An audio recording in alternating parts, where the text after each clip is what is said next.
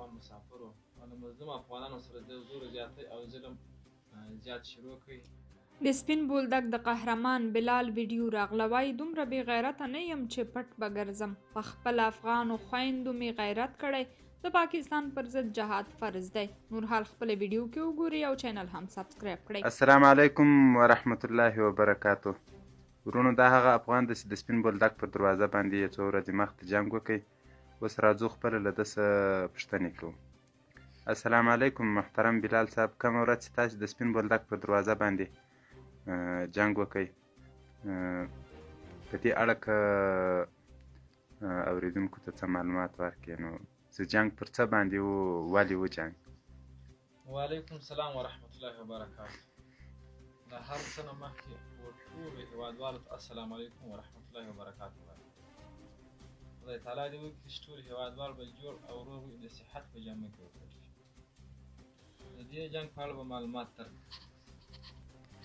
دا جنګ ما وکړي، په ده خاطر مې وکړي چې کله پاکستاني پنجابیانو د افغان مهاجرو او د افغان مسافرو او د مظلوم افغانانو سره د زور زیاتی او ظلم زیات شروع کړي. حتی داسې ظلمونه یې وکړي چې زموږ ستاسې افغانو خویندو ته یې په بې عزتي سترګه او په بې عزته سترګه وکړي. نو دا جنګ ما په ده خاطر وکړي. محترم بلال صاحب، که په دې اړه معلومات راکړي چې په دې جنګ کې ستا مشاورین څوک وو، ستا امیران څوک وو، له تا سره ملګري وو، آیا که ته په دې جنګ کې یوازې وې؟ په دې جنګ کې زه یوازې وم، نه مې څه ملګري درلودو او نه مې مشاورین درلودو، نه مې څه امیرین درلودو. په دې جنګ کې زه یوازې وم او دا جنګ یوازې ما وکړ. محترم بلال صاحب، ته له دې جنګ څخه وروسته په آینده کې څه پلانونه لرې؟ له دې جنګ څخه وروسته زما خپله دا پلان ده چې پر ټولو هېوادوالو باندې غږ کوم، حتی د پاکستان پر پښتنو وروڼو او بلوڅانو وروڼو باندې غږ کوم، پر لرو بر افغان باندې غږ کوم.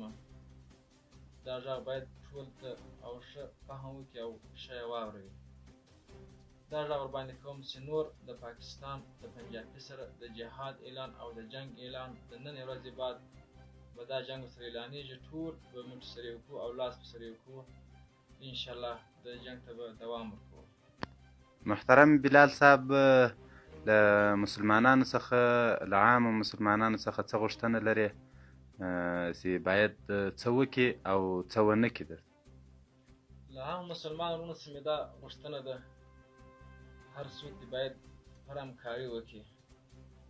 که چا د سر قرباني ته تیار وي، که څوک د نور په مخ قرباني ته تیار وي، غږ ورباندې کوو، باید هر فرد همکاري وکړي. که یې څوک نه کوي په داسې حالاتو کې، په داسې ناجایزه کې، هغه به بېغیرته او بېایمانه. محترم بلال صاحب، ته په آینده کې څه پلانونه لرې؟ پټ به یې او که به ښکاره یې؟ زه دا پلان لرم او زه هېڅکله نه شم پرېږدلی، ځکه ما داسې ناوړه کار نه دی کړی. نه غل یمه، نه بېغیرته یم. زه ښکاره ګرځم، د پاکستان سره د جنګ اعلان کوم. هېڅوک باید زما مخه نه ونیسي. د پنجابي سره، صرف د پنجابي سره، عام پاکستان سره هم د جنګ اعلان نه کوم. د پښتنو وروڼو ته، پاکستان پښتنو وروڼو او بلوڅ وروڼو ته هم دا غږ کوم چې ملګرتیا او پر همکاري وکړي. صرف پنجابي سره د جنګ اعلان کوم او انشاءالله دا کوم کار چې ما کړی دا په ډېرو افتخارو او په ډېرو خوږو سره ده، دغسې کار هم نه و. نو یوازې زه ځان نه پټوم او نه پټېږم.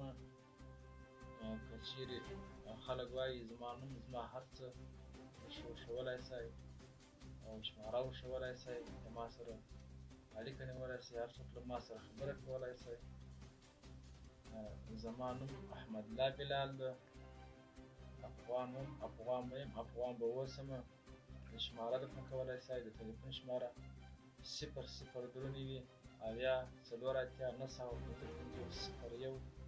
دا زما شماره ده. هر څوک له ما سره خبره کولی شئ. په دې کار کې زه پټ نه یم، نه پټېږم. هر څوک چې ما ولې زما دښمن رادسې مخ درنو کتونکو تاسو په دې اړه څه وایئ؟ خپل نظر مو راسره د دغه ویډیو د کتلو وروسته په کمنټونو کې ولیکئ او د نورو ویډیوګانو او معلوماتو لپاره چینل هم سبسکرایب کړئ.